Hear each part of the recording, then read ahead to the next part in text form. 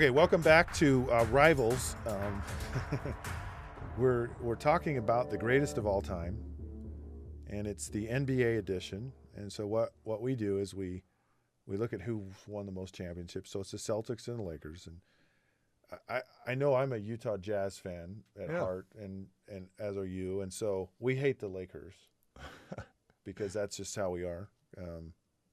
So it's hard to talk about the Lakers, but you got to respect what they've done. Got to be legit, right? It's pretty amazing what they've been able to do. Yes. So we're going to talk about coaches, all-time coaches, and again, it's on both sides. It's just an impressive list, and then we'll kind of match up coaches and players, and we'll both pick our winners of. So who's going to win in a 7-game NBA Finals all-time between the Celtics and the Lakers? Okay.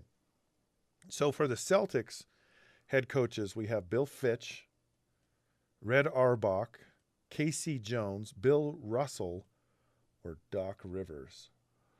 Man, I'm going with Red Auerbach. Okay. Myself. I like that one. Yeah. Do we have an assistant? You can't just have one coach. Okay. I'd go Bill Russell. Okay. How about you? I Good with that one. Well, but see, he's a player too. I'm going to say Casey Jones. Okay. So we did. Bill's already a player. Yeah, we'll go Casey Jones. I always thought he was a class act. No, yeah, it's cool though that you have players that actually coach. Yeah. Okay, for the Lakers, we've got Paul Westphal. No. Westhead. Sorry, but there is a Paul Westphal, right? Probably somewhere. Anyways, Paul Westhead. You can tell he's not going to be the guy. He's not the guy. He's out right now. I don't know his name. He's out right now. He's gone. He's out already. Because we kind of already know. Yeah. It's really Pat Riley or Phil Jackson, right? I'm a Pat Riley guy on that, and maybe that's just, you kind of got the hairdo going. I got the Pat slick back hairdo. Slicked back. Yeah. More in the 80s. Okay, Pat Riley. Right. Like I said, that was those days. And you have Phil Jackson. You have Jerry West. Yeah. No love for Phil Jackson.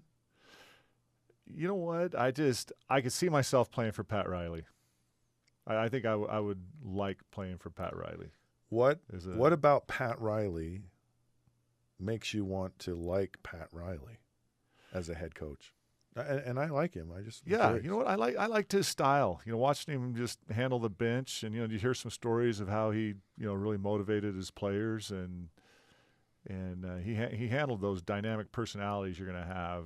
The superstar personalities you got to deal with on a basketball team. I thought he handled it. Where Phil Jackson, he had Kobe and Shaq.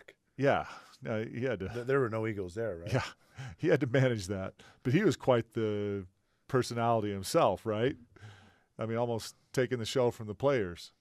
So I just, my gut feel is Pat Riley. I could just see me playing for him more likely than Phil Jackson. So I'm going to go with Phil. Yeah. But we have two. Yeah, we've got two great ones. I mean, there's undeniable. So we're okay. Wouldn't it be cool? And I saw this, it was like a Facebook post, and it was like the greatest game you never saw. And it was, I think it was the 92 Olympic team. And they show a video, and it's Michael Jordan kind of establishing himself as the new Don. And so they picked the teams, and so he's going up against Magic. And it was just this epic battle, and they just battled each other in practice and went after it. And that's kind of what we have here, which I think is cool. So we have two epic. I mean, some epic of the teams. greatest names ever associated with basketball. Period, are literally on our page right here. Yeah, greatness, true greatest of all time. It's just hard to argue. It's funny.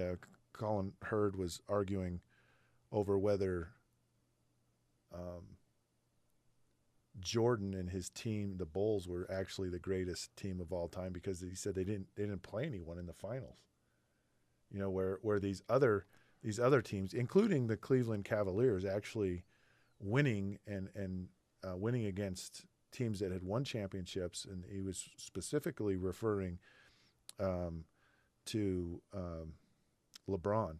Yeah. And how LeBron's championships have been harder, which was interesting. Anyways, so here you have this amazing set of basketball teams. Now, who guards who? Oh. So who Magic is going to go against who? Ray Allen, Paul Pierce. You know what? You got to go with no. We'll put Magic on your guy Ainge. No. You got to stay with the story. I mean, there was a whole show done on Magic versus Larry Bird from college, clear through the NBA. Okay. Right. That was always a great matchup. Right. That's a storied matchup of the past. Yep, they're inseparably connected throughout all time. So we got to keep Bird and Magic together. Yeah, you got to keep that one together. Okay. Who guards Wilt? Oh. I'll tell you, you look at that, man. You got to go Bill Russell. You got to go Bill Russell on Wilt. Yeah. And that's another, they matched up. Yeah, they did. They did. Yeah. And Wilt Chamberlain was just a phenomenal athlete and just prolific scorer. The question I have with all these superstars, though, is there is only one basketball. Yeah. And can these superstars really get along? How do you put a team together? Yeah, I mean. And honestly. I'll tell you how we do it. I got it. We actually have multiple basketballs in play on every possession because this is fantasy, right? It doesn't matter. No. Wouldn't that be cool to have like multiple basketballs and then everyone would be actually Kobe and Shaq would get along? Yeah. It would be a nice thing. Hey, talking about that though, you brought up an issue to me where I think the Celtics have a definite advantage. Teamwork.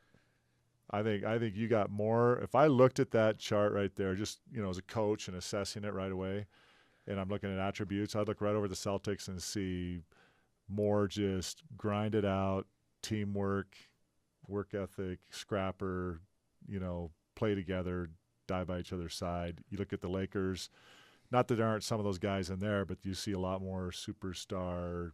They go by one name. I mean, it's about me. I better get my 40 points. No, they're I'm divas pout, right off the start. No, you aren't giving me the ball enough. No, great. And I don't see Parrish and Larry Bird and Bill Russell and those guys having that fight. Yeah, I like that. Yeah. Okay, so let's say we do. Let's put who are we going to put on Shaq? I know who we get on Shaq. We get another sentimental pick and we pull up Greg Kite. And he gets to battle Shaq. Just have him just hack on that was Shaq. his job, right? Yeah, it was just but he's hack on him. He's not on our list here. No. Okay. You'd have to go with Parrish, wouldn't you, on Shaq? Yeah, we'll go with Parrish on Shaq, but he's not here. But we'll put him in there. Okay. Now you have Kareem. We'll go Kareem and Havlicek. And what about Kobe? Who guards Kobe? Is it Dennis Johnson? Or would you go McHale and Kareem? Yeah. I was thinking of McHale, and like Worthy. Yeah. Because, what about Elgin Baylor? Who guards Elgin Baylor? Yeah. It'd be awesome to watch this play out. I hear your team, right? I get it. Yeah. But who guards Baylor? Yeah. Okay. McHale was a great defensive player. You could put him. Yeah. Okay, we do that. I like that. McHale on Baylor. And then maybe you do West. How about West on Paul Pierce? Yeah. And then you do, or no. We'll do Paul Pierce and James Worthy. And then we'll do Kobe and Ray Allen, and Paul Pierce and Jerry West. Yeah, I like that. And then Ainge and Rambus. They're the token bench players. They're the guys that sit on the very end of the bench. They're totally different kind of players, though. No, they don't get to play. Yeah. They're just on the team. They sit on the bench and they don't ever take off their warm-ups because seriously, I mean, where do they fit? No offense, and I like the sentimental pick. That would you got to have Rambus. LA doesn't win the championship without Rambus. So what we'll have to do is we'll have like I'm going to the mat for Rambus. No, I like it. We'll have a special segment for our sentimental picks. Our scrappers. Right. They're the scrappers. They're the greatest of all time sentimental picks, scrappers that you have to have on your team, but they don't show up. It's that intangible you just can't they're measure. They're not Hall of Famers. They don't show up in the playbook or the scorebook, but they impact the game. You have to have gotta them. have them. It's like the Dennis Rodman. It's the Lambeer. It's some of those just role player type guys. Lambeer's a great one. That you can't win champions. Rambis is a great example. Ainge is really, he was a scrappy player. I mean, he was, he played on a lot of emotion. Okay, so now we have our team. You're saying that it's the Celtics because they play team ball. Yeah, and they're the underdog. I'd say you have to say the Celtics are the underdog in that lineup, looking at all the superstars the Lakers have.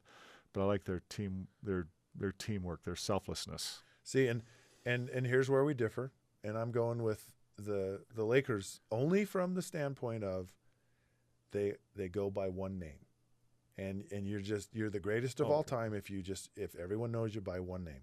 Yeah. All right, we're out of time, folks. Hope you enjoyed this. We had a lot of fun with it, and we'll do more in the future. We think you're the greatest of all time because you listen to us. Have a great day.